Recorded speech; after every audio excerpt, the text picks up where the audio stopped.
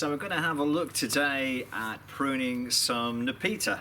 Now Nepeta is a little bit different to those Mediterranean plants we pruned in the respect it's tougher, it's quite hard, and we're going to look at Nepeta and we're going to look at Perovskia and which comes from Afghanistan.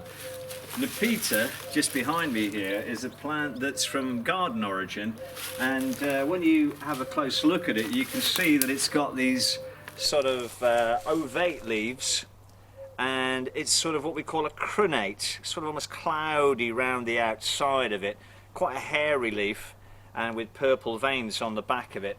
But it's an absolutely superb plant to have because you get an incredible amount of blue, sort of lovely sort of racemes of inflorescences. So the secret to pruning the Nepeta is, again, let the plant tell you exactly how to prune it. You can see that it flowers on the end of the growth because you've got the spikes here, and this one's given us a big clue because deep down here you've got sort of plenty of shoots that are already coming through. So the plant's telling us we can prune it without any problems, just cut it back.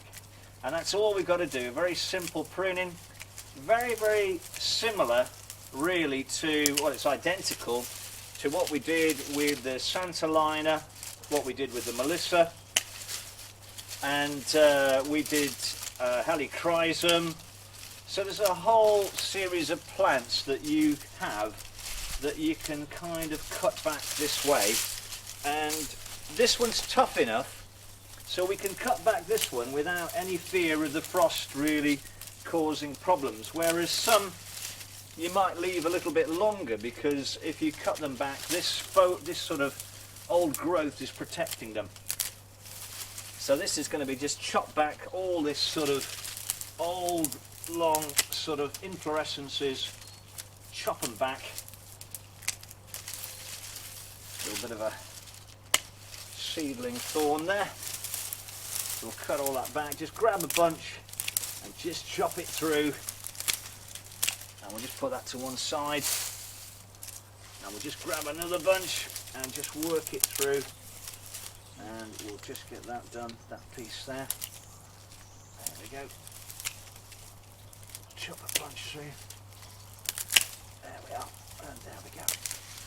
That's all that little bunch there, and you can see already it's looking a lot tidier, and you've got a nice sort of plant there ready to shoot and flower again.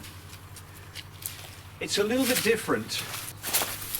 Now the plant over here is a little bit different. This is Melianthus major, and this is what I call the peanut butter plant because when you rub the leaf you get a lovely peanut butter scent.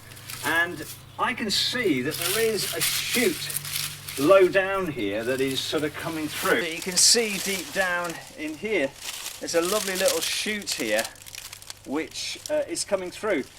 But I'm going to leave it a bit. I'm not going to cut it hard back just yet because that's going to get some protection from this one.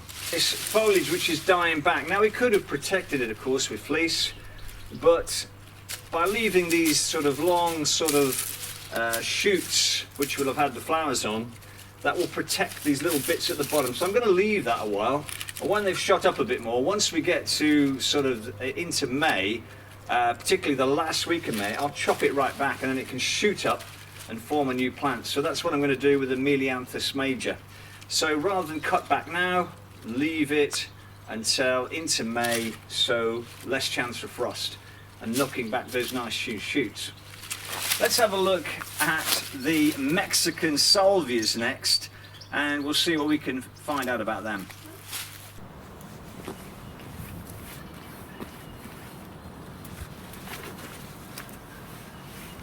So with this plant we've got Perovskia and the Russian sage. It's a beautiful, you can smell it, it's got a lovely fragrance, and it's a nice plant. And so what we're going to do is to prune this. Now in order to find out how to prune a plant, you've got to look where the flowers were, or maybe how it was pruned before.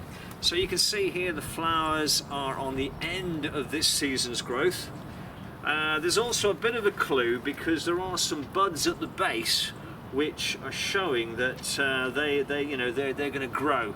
So what we're going to do is really you just got to cut it back. Now you might see, in this case you can see whether people have cut it back before. That you don't have to necessarily know that that's the right thing, so just be careful, because they might have pruned it wrong. So always check the plant to make sure that you can see exactly how to prune it. So in this case it's just a simple matter of cutting it hard back to the base, and all this straggly material gets pruned off. So we just go around and prune that away, and you're just going to do that on the whole plant. So that's pruning Russian sage, Perovskia and Melianthus.